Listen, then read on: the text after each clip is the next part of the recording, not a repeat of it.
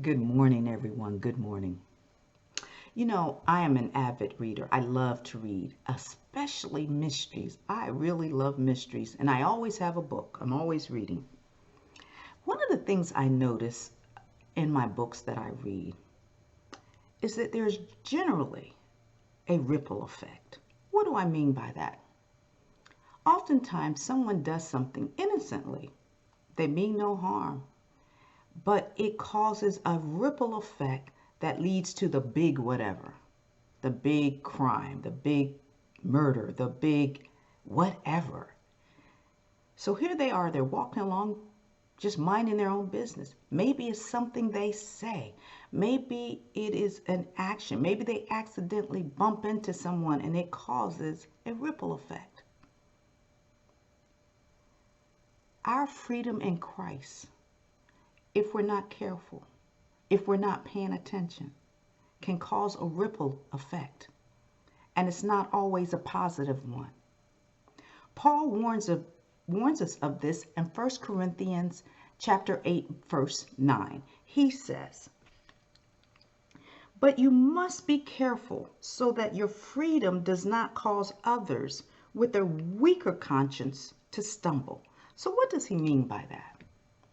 At the time, he was talking to some Corinthians, and he was letting them know, even though for them, the believer, eating this meat that was sacrificed to idols was not a problem as far as sin, it could be a problem to these new, weaker brothers who didn't quite understand the word yet, that didn't quite know what was going on, and they might stumble because they are looking at them eat this meat that was sacrificed to idols and what's going on.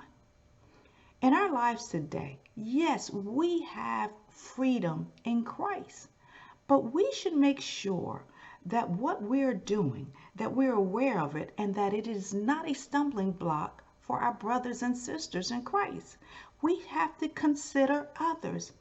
We can't be like the characters in my book that just walk around with their head up in the sky, not really paying attention to what's going on around them or the impact they're having. We have a responsibility to each other. When I make a choice, I have to consider my brothers and sisters. I have to consider whether I am going to be that stumbling block. Let me read another verse to you. And we find this over in 1 Corinthians 10. And it's verse 31, I'm going to start. It says, "So whether you eat or drink or whatever you do, do it all for the glory of God. Don't give offense to Jews or Gentiles or the church of God. I too try to please everyone in everything I do. I don't do just what is best for me. I do what is best for others so that they may be saved." Do you understand what he's saying? Yes, he has this freedom. He can really do whatever he wants to do in Christ. But he considers whether what he does will be a stumbling block to someone receiving Christ. Will it be a stumbling block to someone who may cause them to lose their way?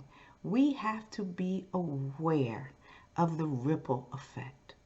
As you go about your day today, consider your choices, consider your actions, and consider your freedom in Christ.